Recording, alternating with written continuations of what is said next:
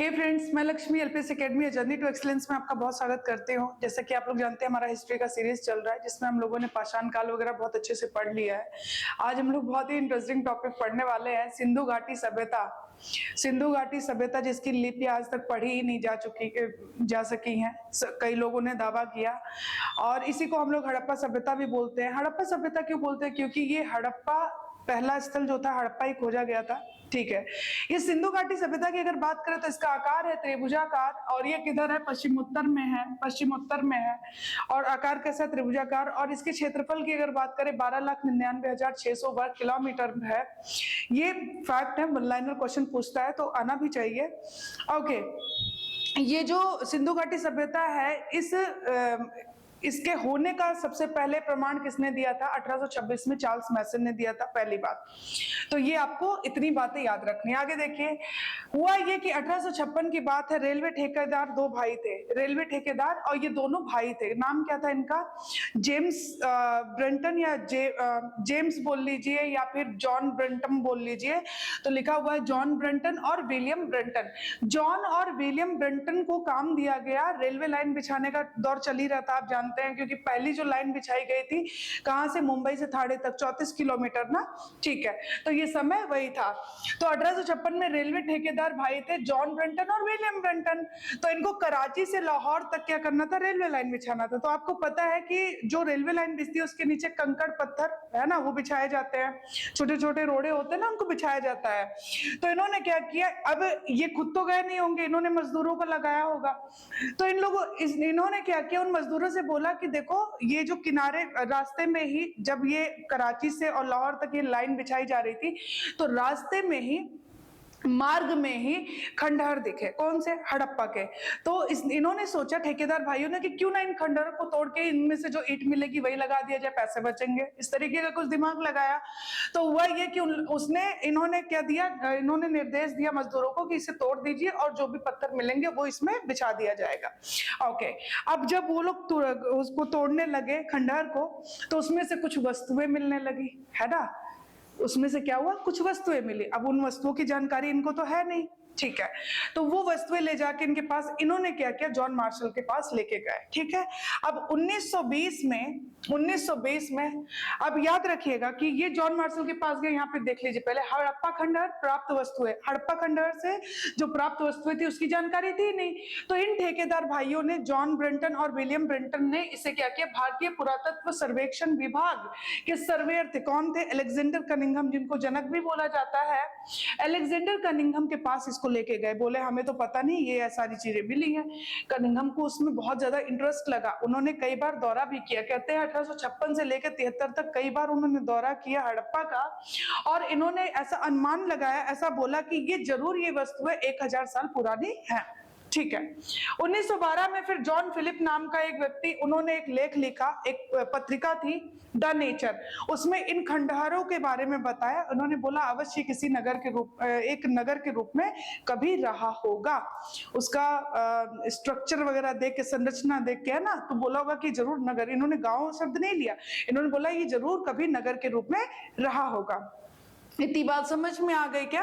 Okay. 1920 में British government, यानी British सरकार ने भारतीय पुरातत्व विभाग के महानिदेशक जॉन मार्शल को निर्देश दिया। उन्होंने बोला कि सुनिए जॉन मार्शल जी, आप एक काम करिए, आप अपने निर्देशन में जाइए और वहां की खुदाई करवाइए। किसकी? हड़प्पा की, है ना।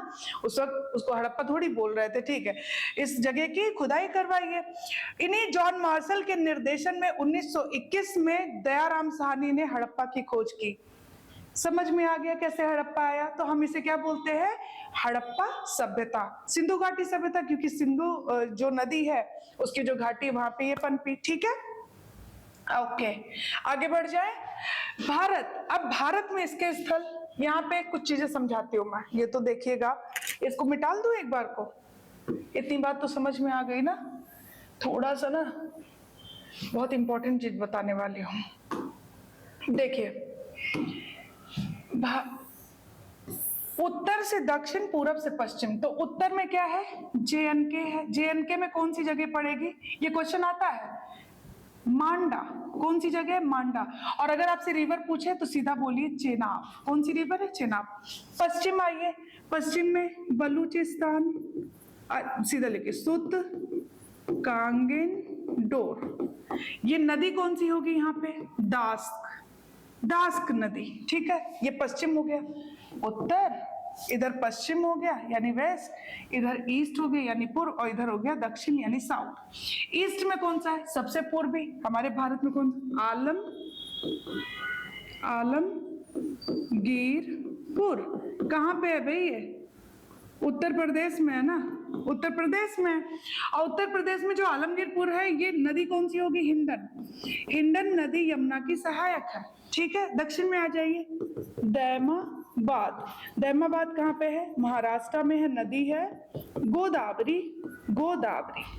तो ये आपको पता होना चाहिए। उत्तर में मांडा, जम्मू कश्मीर, दक्षिण में दैमाबाद, मांडा, दैमाबाद, नदी कौन सी है? चेनाब, गोदावरी। पश्चिम में जाइए दास, पूर्व में जाइए हिंडन नदी, आलमगीरपुर। तो सबसे पूर्वी स्थल कौन सा हुआ? आलमगीरपुर, जो कि कहाँ पे है? उत्तर प्रदेश में है। यही मुझे बताना था और बहुत ज्यादा इंपॉर्टेंट था। आगे है भी, लेकिन वहां पे काफी विस्तार में, यहाँ पे आप समझ लीजिए, ठीक है। चलिए आगे आइए।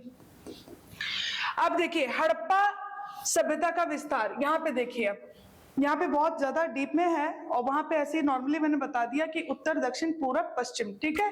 उत्तर में मांडा, जम्मू कश्मीर, नीचे दैमाबाद महाराष्ट्र, पश्चिम में आ गया सुतकांगेडोर, और पूर्व में आ गया आपका आलमगीरपुर। भारत, जम्मू कश्मीर, मांडा। पंजाब में कौन कौन से? अब भारत में देखिए दो पंजाब है, एक पाकिस्तान में है और एक यहाँ हमारे भारत में। भारत का जो पंजाब है यहाँ पे कौन सा है? कोटला, निहारखां, रोपड़ एंड संगोल, ये हो गया। हरियाणा में आइए, राखीगढ़ी, बनावली, इंपॉर्टेंट ना। राजस्थान में आइए, कालीबंगा। कालीबंगा यहाँ पे अतप की चूड़ियां मिली हैं। कालीबंगा इंग्लिश है, मतलब काली मतलब काला, ब्लैक, और बंगाल, बैंगल से बना हुआ है बंगा, तो कालीबंगा, ठीक है। फिर आ जाइए उत्तर प्रदेश में, आलमगीरपुर सबसे पूर्वी मैंने अभी बताया, बड़ा गांव और हुलास, ये हो गया उत्तर प्रदेश में। गुजरात में आइए, लोथल, सुरकोटदा, धौलावीरा एंड रंगपुर। धौलावीरा बहुत इंपॉर्टेंट है ना, यूनेस्को का 40वां स्थल यही है वर्ल्ड हेरिटेज साइट में, और सिंधु घाटी का पहला स्थल है जो यूनेस्को के उसमें आया है, ठीक है, विश्व धरोहर सूची में, सुपर 40 में है ये। महाराष्ट्र में दैमाबाद सबसे दक्षिण है ही। चलिए अब आ जाइए पाकिस्तान में, देख लेते हैं। बलूचिस्तान, सुतकांगेंडोर, रंगको एंड बालापुर, ये हो गया पाकिस्तान में। सिंध में देखिए, सिंध क्षेत्र में आता है मोहनजोदाड़ो, अमरी एंड चनहुदड़ो। ये इतने इंपॉर्टेंट है, मुर्दों का टीला, यहाँ से देखिए चनहुदड़ो से वो मिले हैं, मतलब मेकअप वगैरह के सामान मिले हैं, है ना। साज सज्जा का भी बहुत ध्यान रखते थे हड़प्पा वासी। पंजाब, अब ये कौन सा पंजाब है? पाकिस्तान का। यहाँ से हड़प्पा, जलीलपुर, डेरा इस्माइल खां, सराय खोला, रहमान डेरी, ये हो गए आपके पंजाब, पाकिस्तान। अफगानिस्तान में सोर्तगई और मुंडीगाग, एकमात्र स्थल जहां से नहर के साक्ष्य मिले, बहुत इंपॉर्टेंट है मुंडीगाग, सोर्तगई, ठीक है, अफगानिस्तान। तो ये मैं उम्मीद करती हूँ कि ये आपको पूरा ये जो विस्तार है समझ में आ गया। अगर ये आपके दिमाग में है तो यकीन मानिए कि आपके क्वेश्चन मतलब गलत होने के चांसेस बहुत कम रहेंगे, ठीक है। चलिए अब देखिए यहाँ पे फैक्ट देखिए, हड़प्पा का आधुनिक सबसे बड़ा स्थल कौन सा है? गनेरी, जो कि पाकिस्तान में है। ये वन लाइनर है। हड़प्पा का अब सबसे बड़ा स्थल बोला तो अब सबसे छोटा स्थल भी होगा। सबसे बड़ा गनेरी है, सबसे छोटा है अल्लादीनो, पाकिस्तान में। तो दोनों ही बड़ा और छोटा दोनों पाकिस्तान में। पहला है गनेरी जो कि बड़ा है, गनेरी बड़ा है, अल्लादीनो छोटा है। हड़प्पा सभ्यता का भव्य आकर्षक स्थल धौलावीरा है, ठीक है, धौलावीरा है। हड़प्पा सभ्यता के वर्तमान में कम से कम 1500, कुछ किताबें 1400 बोलती है, कुछ जगह 1200 मिलेगा, ठीक है। तो लगभग 1500 से भी ज्यादा स्थल खोजे जा चुके हैं, ये याद होना चाहिए आपको। अब ध्यान से सुनिए, हड़प्पा की जो लिपियां मिली हुई हैं वो पढ़ी नहीं जा चुकी हैं, है ना। पहले भी मैंने जब क्लास ली है तो उसमें बोला है मैंने कि भाई हड़प्पा जो है, हड़प्पा की लिपियां पढ़ी नहीं जा चुकी हैं, भाव चित्रात्मक है, चित्रलेखात्मक है। लेकिन जो अशोका के हैं वो तो पढ़े जा चुके हैं, है ना। जॉन प्रिंसेप ने पढ़ा था फर्स्ट टाइम 1837। अब यहाँ पे देखिए कुछ लोगों ने दावा किया कि हम पढ़ देंगे, बट अभी तक संभव नहीं हो पाया।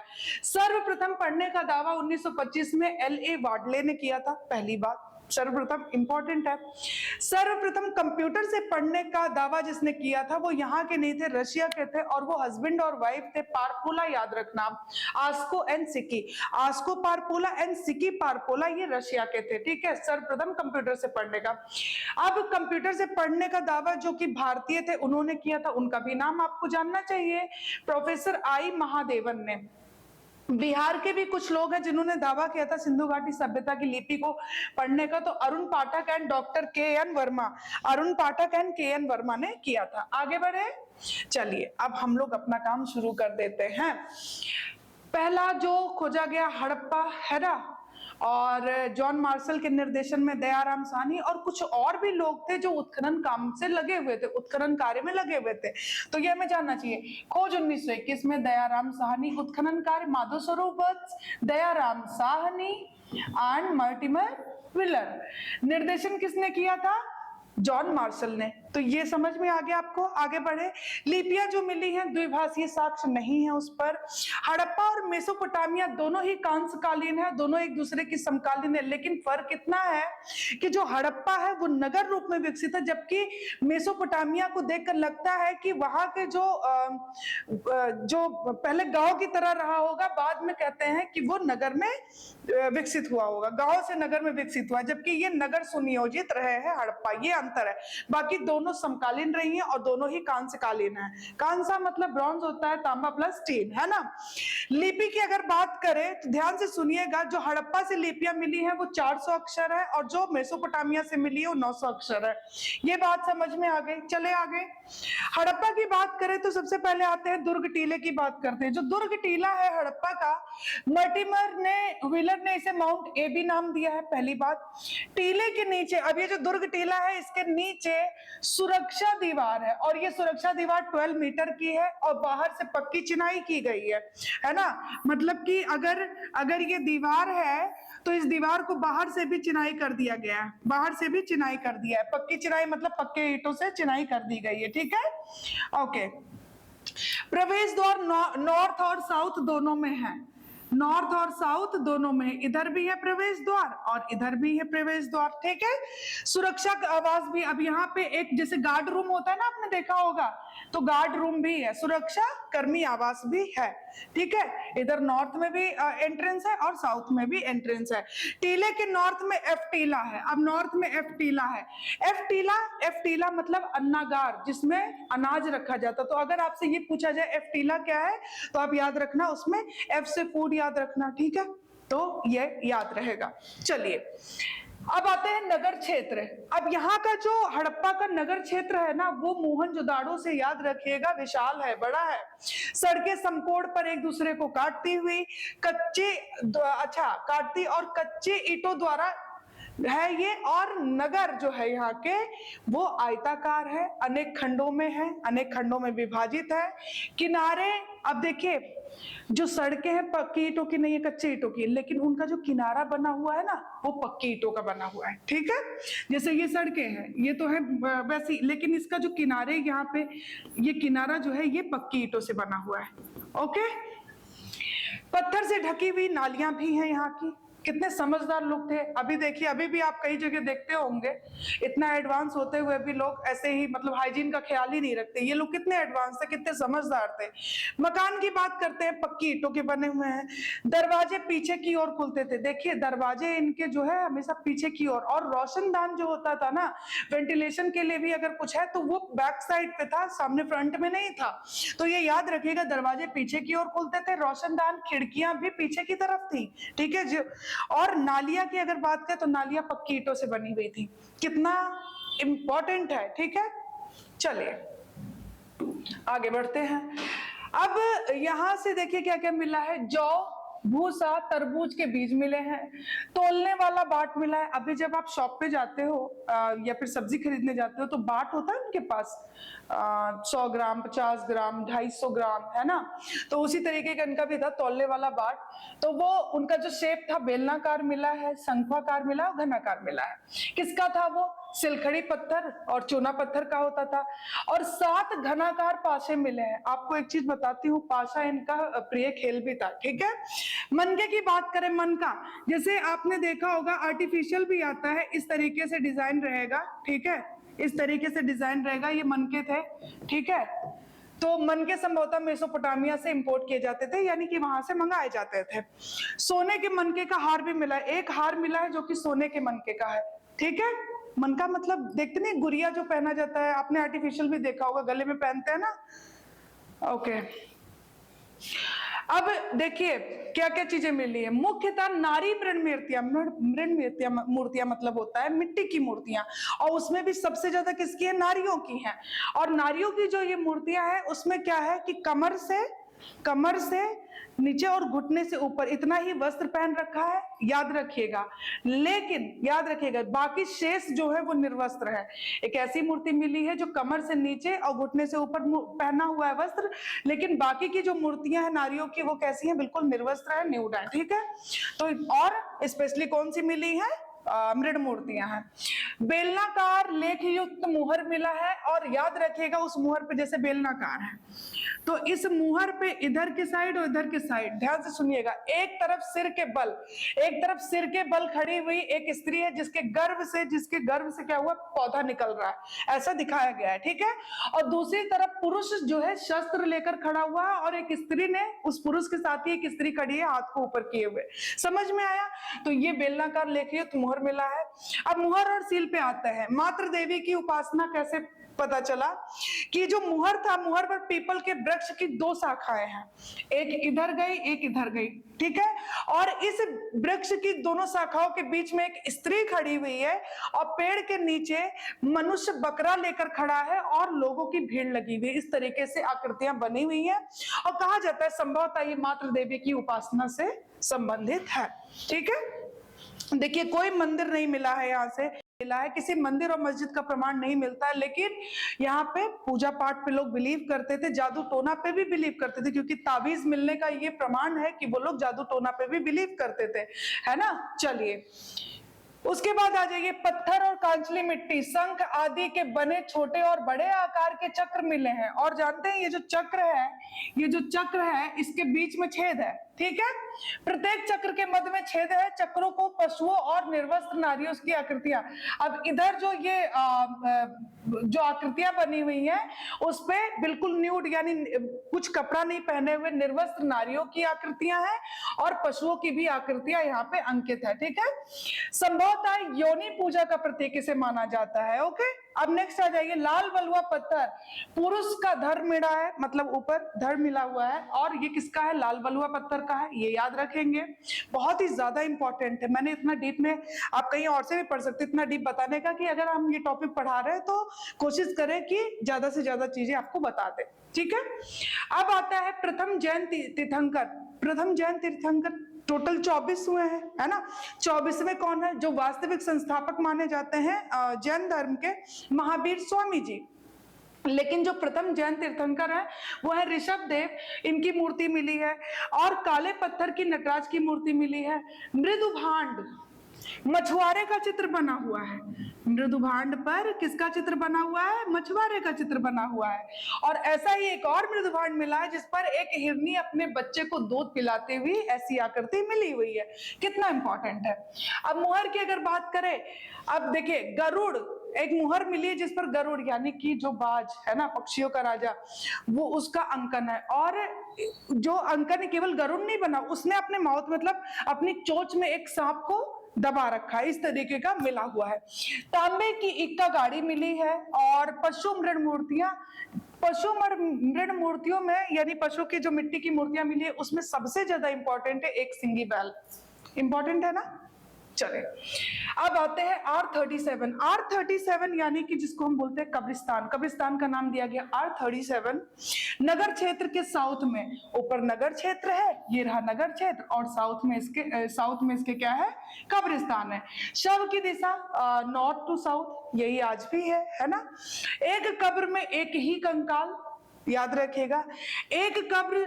अब एक कब्र ऐसा मिला है जिसके शव के पास हत्थेदार दीपक, मतलब ऐसा दीपक है जिसे हाथ से पकड़ सकते हैं और उसमें दीपक बने हुए हैं, मतलब कि जिसमें तेल डाल के और बत्ती वगैरह डाल के जलाया जाता है, ठीक है। तो इस तरीके का मिला है। ताबूत, अब एक ऐसा भी कब्र मिला है जिसे ताबूत, अब उस कब्र में क्या है, ताबूत होता है ना, जिसे क्रिश्चियन क्या करते हैं ताबूत में बंद करके, तो वो ताबूत में शव मिला हुआ है और बंद है, और उसके कहते हैं कि एक रिंग पहन रखी है उसने अपने राइट हैंड में, और वो रिंग तांबे की है, और बताया जाता है कि शायद ये किसी विदेशी की होगी, तो ताबूत में बंद कर कर दफनाया गया था। ऐसा भी एक शव मिला है। 3 कक्ष वाला सौदाह ग्रह मिला है जो कि बहुत ज्यादा विशाल है। कछुए और गधे के बोन्स भी यानी हड्डियां भी मिली हैं, ठीक है। चलिए आगे बढ़ते हैं। अब आ जाइए मोहनजोदाड़ो, मृतकों का टीला जिसको हम बोलते हैं, और क्या बोलते हैं, रेगिस्तान का शहर, सिंध का बाग, मुर्दों का टीला, रेगिस्तान का बाग, महामारी का शहर, युद्ध का शहर। हड़प्पा से 483 किलोमीटर दूर है, सिंधु नदी द्वारा जुड़ा हुआ है, ये याद रखिएगा पहली बात। पाकिस्तान के सिंध प्रांत में जिला लरकाना है और सिंधु के दाएं तट पर है। ये क्वेश्चन पूछता है दाएं या बाएं, तो आप बोलोगे दाएं तट पे है। इसकी खोज की थी 1922 में रखालदास बनर्जी ने। क्या क्या चीजें इसमें पढ़नी है हमें, दुर्ग क्षेत्र, स्नानागार, अन्नागार, सभा भवन एंड पुरोहित आवास। देखिए फिर से मैं बोल रही हूँ कि कोई भी मंदिर मस्जिद नहीं मिला, लेकिन ये पुरोहित आवास वगैरह कहते हैं कि ऐसा कोई धार्मिक अनुष्ठान रहता होगा जहाँ पे लोग इसका प्रयोग करते होंगे, स्नान कुंड वगैरह का ना, वहां पे पुरोहित आवास मिला है। चलिए सबसे ज्यादा इंपॉर्टेंट जो है इसमें अन्नागार है, ठीक है, ये रहा। तो ये मैंने ऐसे ही यहाँ पे बनाया है रफली समझाने के लिए, ध्यान से सुनिए। पश्चिम में दुर्ग क्षेत्र, दीवारें गिरी हुई हैं। अब इसका दुर्ग क्षेत्र पश्चिम में है और दीवारें गिरी हुई हैं, तो पता नहीं चलता है कि एंट्रेंस किधर से था, पहली बात। अगली बात ये है, इसमें ये आपको दिख रहा है, ध्यान से सुनिए। अन्नागार, इसकी चौड़ाई कितनी है, 45.72 मीटर चौड़ा है, लंबाई इसकी 22.86 22.86 है। ये अन्नागार है, सबसे इंपॉर्टेंट यही है। इसके नॉर्थ और साउथ में देखिए सीढ़ियां लगी हुई हैं, कितने एडवांस थे ना ये लोग, और ये सीढ़ियां अगर बताएं तो 2.44 मीटर। फिर अंदर देखिए, ये आपको स्नान कुंड दिख रहा है, यहाँ देखिए 55 मीटर ये कितना लंबा है, सॉरी चौड़ा है, लंबाई इसकी 32.90 मीटर है।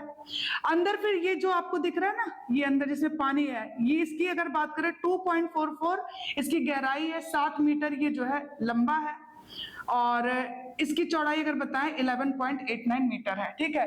फिर इसके साउथ में सभा भवन है, नॉर्थ मतलब ईस्ट साइड इसके क्या है, पुरोहित आवास है ना। और ये जो सभा भवन है ये 20 स्तंभों पर टिका हुआ था, यानी कि 5-5 के 4 स्तंभ, ठीक है।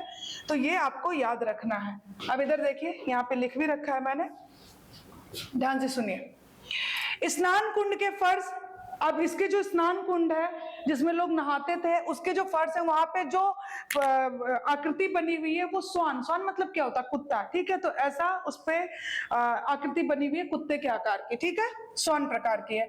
स्नानागार की अगर बात करें 55 मीटर लंबा है, बताया मैंने, 32.90 मीटर चौड़ा है स्नानागार, ठीक है। स्नान कुंड जो है वो 11.89 मीटर लंबा है और 7 मीटर चौड़ा है, और गहराई उसकी कितनी है, 2.44 है, ये अभी हमने देखा, ठीक है। दक्षिण में सभा भवन है, सभा भवन देखा आपने, और मैंने बोला कि 4 है ना, 5-5 की चारों मिलेंगे। नॉर्थ ईस्ट में आपका पुरोहित आवास है, नॉर्थ ईस्ट में आपका पुरोहित आवास है, ये रहा आपका पुरोहित आवास, ये रहा आपका स्नान कुंड, ठीक है।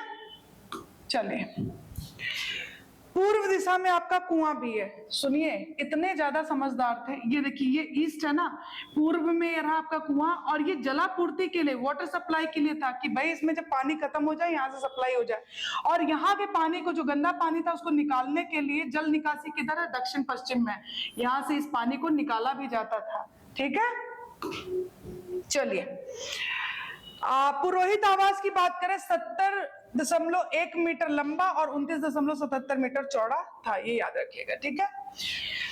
जॉन मार्शल ने विश्व का आश्चर्यजनक निर्माण बताया है स्नानागार को, रट लीजिएगा। अर्नेस्ट मैके ने नगर की जनता धार्मिक आवास अवसरों पर यहाँ इसका प्रयोग करती होगी, अर्नेस्ट मैके ने बोला है, जब धार्मिक अवसर होते होंगे तब इसका प्रयोग करती होगी, ठीक है। चलिए अब आ जाइए पूर्व में स्थित नगर क्षेत्र। अब इसके पूर्व में स्थित है नगर क्षेत्र, हड़प्पा जैसा, अंतर सिर्फ इतना है तो हड़प्पा जैसा ही, अंतर क्या है इस मोहनजोदाड़ो के जो नगर क्षेत्र है कि कुछ मकानों में सीढ़ियां मिली, और सीढ़ियां कहाँ मिलेंगी, इसका मतलब कि एक और मंजिला होगा, है ना। अगर आप सीढ़ियों का यूज कर रहे हो इसका मतलब एक और मंजिल होगा, यानी 2 मंजिला मकान होने का ये ऐसा संकेत देता है। निजी कुएं मिले हैं, शौचालय मिले, सब प्रत्येक घर में उनका खुद का कुआं था, शौचालय, छतें, लकड़ी की बनी हुई मकाने चौकोर खंभों पर। मुहर की बात करें, पद्मासन। अब देखिए मुहर इतनी इंपॉर्टेंट है ना, और ये क्वेश्चन कई बार पूछता है। यहां से जो मुहर मिली उसमें पद्मासन मुद्रा में त्रिमुखी पुरुष, एक पुरुष है जो कि बैठा हुआ है और उसका जो माउथ 3 मुख है उसके, मतलब बीच में है, इधर एक, और उसके जो सिर है उस पर सींग लगी हुई है। ओके, उस पर क्या लगी हुई है? सींग लगी हुई है। तो पद्मासन मुद्रा में त्रिमुखी पुरुष मूर्ति मिली जिसके सींग लगी हुई है, ठीक है। और उसके बाद कंधे पर सुनिएगा, सिर, सींग है, और कलाई और कंधे तक उन्होंने क्या किया? चूड़ियां पहन रखी हैं पूरी, ठीक है। और दाएं और उसके बाघ और हाथी है, ये पूछता है दाहिने तरफ क्या है? बाघ और हाथी, और बाएं तरफ भैंसा और गेंडा है, ठीक है। ये याद रखिए। कहां से मिला है? मोहनजोदड़ो। फिर आ जाइए मोहनजोदड़ो पे, सबसे इंपॉर्टेंट 14 सेंटीमीटर की आपकी कांसे की मूर्ति मिली है, नर्तकी की, है ना, डांसर है वो। तो निर्वस्त्र है वो, कुछ पहन नहीं रखा है, बायां हाथ चूड़ियों से भरा हुआ है, उसका जो लेफ्ट हैंड है पूरा चूड़ियों से भरा हुआ है, और जो दाहिना हाथ है इतनी चूड़ियां पहन रखी हैं, और वो अवलंबित है किधर? कमर पे। तो ये आपको याद रखना है। ताबीज मिला है, एक जगह है मजीठ, वहां से मिला है ताबीज मिला है, और नाग की आकृति बनी हुई उस पे। और ताबीज अगर कोई पहनता है इसका मतलब कि उसे भूत प्रेत और या जादू टोने पे भी बिलीव रहा होगा। लाल रंग में रंगा हुआ सूती वस्त्र मिला है, सूती धागे का भी साक्ष्य मिलता है, और 21 नर कंकाल मिले हैं, 14 एक गली में, 6 एक गली में, और एक अलग से मिला हुआ है, ठीक है। चलिए योगी की मूर्ति मिली है 19 सेंटीमीटर स्लेटी पत्थर की। जैसे नृत्यकी की किसकी थी? नृत्यकी की थी कांसे की, इनकी किसकी है? स्लेटी पत्थर की। खंडित पुरुष, अधरोष्ट, मतलब, और देखते हुए यूं नाक पर ही उनकी दृष्टि टिकी हुई है, ठीक है। और दाढ़ी विशेष प्रकार की सवारी हुई है, मूछे बिल्कुल नहीं है, साफ है, बाल पीछे की तरफ करके और बिल्कुल फीते से बंधे हुए हैं। उन्होंने जो एक शॉल ले रखी है और उस पर कैसे त्रिफुलिया वो बने हुए हैं, ठीक है, त्रिफुलिया फूल बने हुए हैं, इस तरीके से फूल बने हुए हैं। बाल पीछे की ओर सवारे हुए, फीते से बंधे, और बाएं कंधे पर, उनके बाएं कंधे पर शॉल ओढ़ रखा है जिसपे त्रिफुलिया आकृति बनी हुई है। तो ये योगी, ये नृत्य की, और ये आपको याद रखना है, बहुत ही ज्यादा इंपॉर्टेंट है। मिट्टी का तराजू, सिलबट्टा, बसुली, गहनों का ढेर, चांदी की थाली, और कांसे का भैसा। कांसे का भैसा बहुत इंपॉर्टेंट है। तो ये सारी चीजें मिली हैं। संयुक्त पशु आकृति, ध्यान रखिएगा, ये इतना इंपॉर्टेंट है। एक ताम्र पट्टिका मिली है, और उस पर क्या आकृति बनी हुई है कि उसका संपूर्ण जो शरीर है ना, सूंड और हाथी, ठीक है, लेकिन उसका जो सिर है सींग युक्त बैल है। कहा जाता है ये गणेश और नरसिंह अवतार है, गणेश और नरसिंह का अवतार माना जाता है, ठीक है। संपूर्ण शरीर और सूंड हाथी जैसा है, लेकिन सिर पर उसके सींग युक्त बैल है, ठीक है। चलिए आगे बढ़ते हैं। कालीबंगा इंग्लिश है ना, काली यानी काला, ब्लैक, और बंगा बैंगल से बना हुआ है। अधपकी चूड़ियां मिली हैं। 1951 में अमलानंद घोष ने इसकी खोज की। हनुमानगढ़ जिला, सरस्वती नदी, ये याद रखेंगे। पश्चिम में दुर्ग क्षेत्र और पूर्व में नगर क्षेत्र स्थित। उत्खनन से 2 टीले इसके मिले, 2 टीले मिले। अब एक चीज याद रखिएगा कि उत्खनन से जो 2 टीले मिले हैं, इसमें पश्चिम और पूर्व, ये पश्चिम वाला साफ दिख रहा है, छोटा है, पूर्व वाला बड़ा है।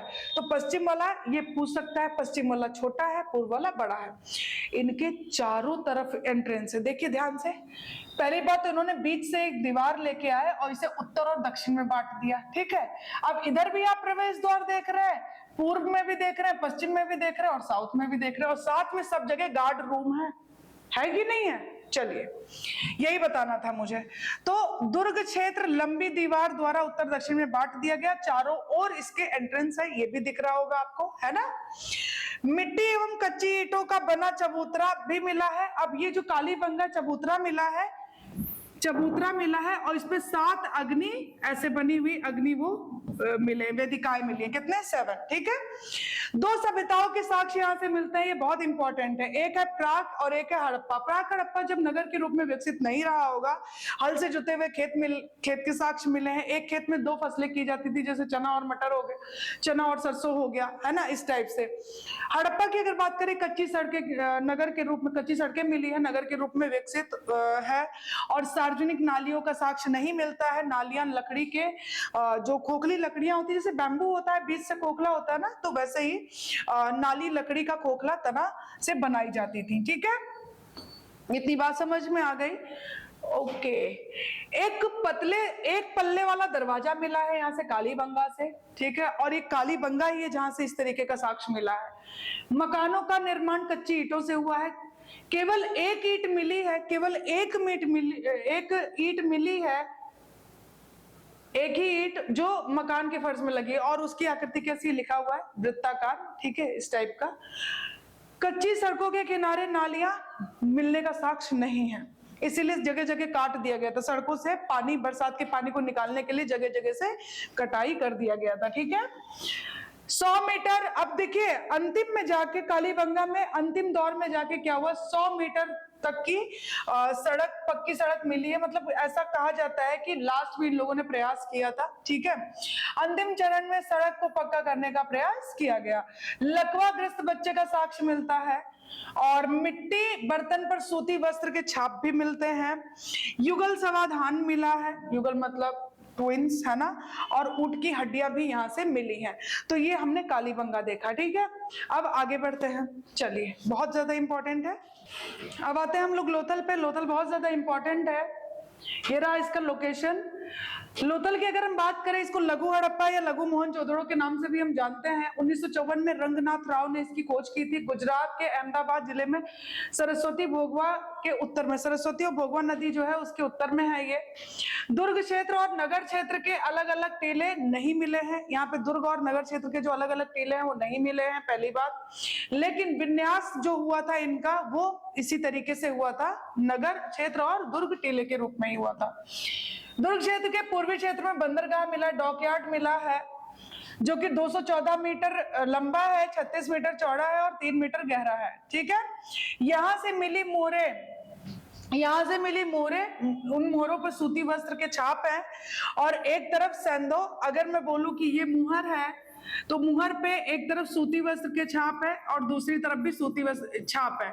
तो एक तरफ तो भाई ये जो सेंधो लिपि है वो है, और दूसरी तरफ वो लिपि है जो कि जिसने भेजा है उसकी। ठीक है, तो इस तरीके का यहाँ से मुहर मिला है। ठीक है, रंगाई के कुंड मिले हैं। सिलखड़ी पत्थर से निर्मित फारस की वृत्ताकार बटन के आकार की मुहर मिली है। फारस की वृत्ताकार बटन, तो फारस की जो मुहर है वो कैसी है, वृत्ताकार है, आकार की है वो मुहर। एक दिक् सूचक मिला है। दिक् सूचक की अगर बात करें, जैसे ये रहा नॉर्थ, ये रहा आपका ईस्ट, ये रहा वेस्ट, और ये रहा साउथ, यानी कि उत्तर, दक्षिण, पूरब, पश्चिम। तो दिशा सूचक मिला है, यानी कि दिशा को बताने वाला। ठीक है, दिशा मापक। तो दिक् सूचक भी मिला है। मिट्टी की खिलौना नाव मिली है। बीज वामित यंत्र मिला है। बीज वामित यंत्र मिला हुआ है इस तरीके का, यहाँ से अगर आप बीज डाल रहे हो तो यहाँ से ये नीचे गिरता जाएगा। ठीक है, तो ये बड़ा आसान, मतलब कितना, मतलब टेक्नोलॉजी भी इनके पास बहुत बेस्ट थी ना। बीज वामित यंत्र। पक्की ईंटों से निर्मित शतरंज का बोर्ड भी मिला है।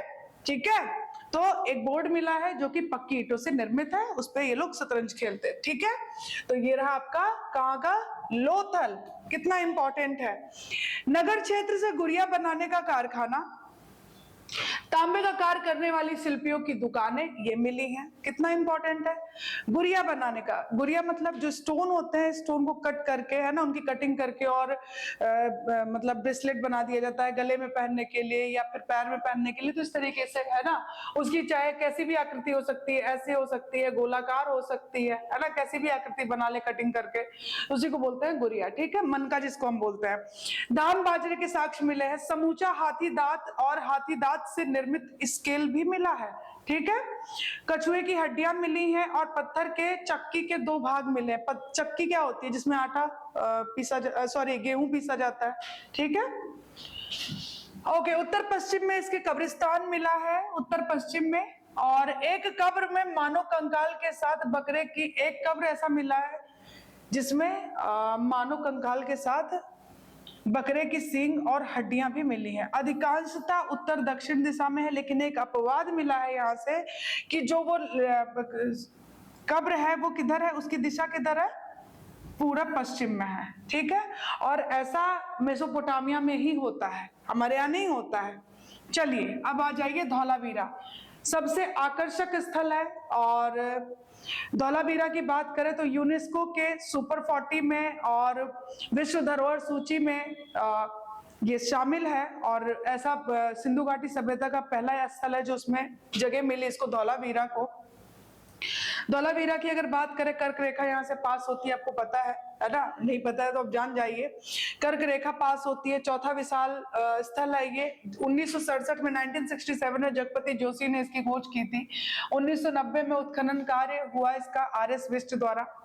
और अगर हम यूनेस्को की बात करें, 16 नवंबर 1945 को बना और हेडक्वार्टर उसका पेरिस फ्रांस में है, ठीक है। ओके, भौगोलिक अगर बात करें इसका स्थिति तो कक्ष के रन पर विस्तरित है और बचाव तालिका में है ये, ना तो किसी नदी ना ही किसी समुद्र पर है ये, समुद्र के किनारे। हड़प्पा का आकर्षक इसे बोलते हैं। यहाँ पे सबसे ज्यादा इंपॉर्टेंट यहाँ पे जो प्लेग्राउंड है, और इसका जो वाटर मैनेजमेंट था ना वो बहुत ही आश्चर्यजनक था, क्योंकि एक अर्ध मरुस्थलीय क्षेत्र में रह के अगर इस तरीके का पाया जाता है तो अपने आप में, है ना। चलिए, विशिष्ट विन्यास, स्मारक और वास्तु और आश्चर्यजनक जल प्रबंधन, ये अब आगे देखिए 3 खंडों में विभाजित है, दुर्ग, मध्य और निचला। दुर्ग, मध्य और निचला 3 खंडों में है। आयताकार दुर्गबंदी से सुरक्षित है और आक्रमणकारियों से भय था। अब ये आयताकार दुर्ग क्षेत्र से मतलब इसकी दुर्गबंदी की गई है। और जानते हैं इन लोग को ऐसा बोला जाता है कि काफी ज्यादा आक्रमणकारियों से भय था, इसलिए इन लोगों ने काफी मतलब सुरक्षा का ध्यान रखा था। दुर्ग क्षेत्र जो है वो दोहरी दीवारों से मतलब बिल्कुल सुरक्षित किया गया है। रक्षक गृह भी प्रवेश द्वारों पे हर जगह आपको गार्ड रूम दिखा, यहाँ भी रक्षक गृह है, ठीक है। अब देखिए आगे, मुख्य द्वार पर हड़प्पा के 9 टेढ़े मेढ़े अक्षर भी यहाँ से मिले हैं। दीवारें फटी हुई मिली है, उन दीवारों के फटे होने के कारण ऐसा बोला जाता है कि जरूर यहाँ पे भूकंप आया होगा, ठीक है। उन्नत जल प्रबंधन यहाँ का है, वाटर मैनेजमेंट बहुत अच्छा है। एक अर्ध मरुस्थलीय क्षेत्र में बोल रही हूँ, आश्चर्य की बात है। कूरन से स्टेडियम का साक्ष्य, अब यहाँ पे एक जगह है कूरन, वहां से स्टेडियम का साक्ष्य मिला है। आयताकार के अतिरिक्त वृत्ताकार मकान भी यहाँ से मिले हैं। लकड़ी के बने होते थे, घास फूस के बने होते थे, लकड़ी या घास फूस के बने होते थे, जिनको हम बुंगा और कुंभा नाम से जानते हैं, ठीक है। बुंगा और कुंभा ये याद रखिएगा। कब्रों के चारों ओर विशाल शिलाएं हैं। अब यहाँ पे इतनी ज्यादा मतलब पत्थर की अधिकता, जैसे पूरा पाषाण काल में पत्थरों का बहुत बढ़िया यूज किया ना, जिसको देखो जिस चीज को देखो पत्थर का बना हुआ है, तो इसी तरीके से यहाँ भी पत्थर की बड़ी अधिकता थी। तो यहाँ पे भी विशाल शिलाएं है, एक में भी नरकंकाल। यहाँ पे जो कब्र है ना वहां पे एक भी नरकंकाल नहीं मिला, कहीं भी कंकाल तंत्र नहीं मिला है। और एक कब्र में क्या हुआ, ऐसा कब्र मिला जिसमें मृदुभांड क्या होता है भाई, इस पॉट टाइप का बना हुआ है, ठीक है।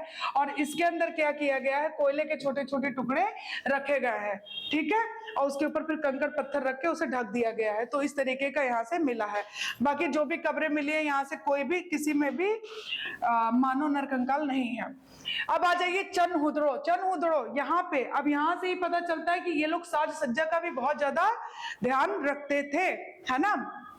जैसे यहाँ की औरतें क्या थी, क्रीम पाउडर लिपस्टिक ये सब लगाती थी। पुरुष क्या थे, उस्तरा मतलब होता है जो सेविंग करे, मतलब दाढ़ी वगैरह बनाने का जो औजार होता था।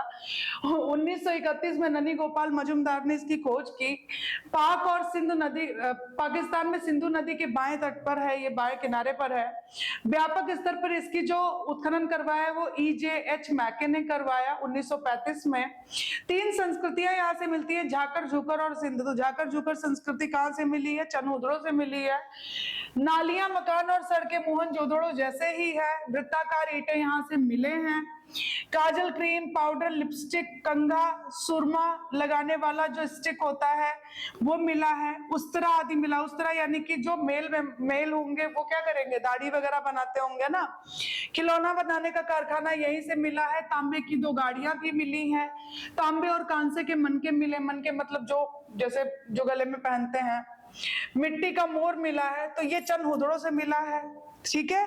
तो ये आपने चनहुदड़ देखा। सुरकोटदा की बात करते हैं, गुजरात में है, कच्छ जिले में है। पालतू घोड़े की हड्डियां यहाँ से मिली है, एंटीमनी की छड़ मिली है, यानी कि मैग्नेट से भी ये लोग ये थे, वाकिफ थे।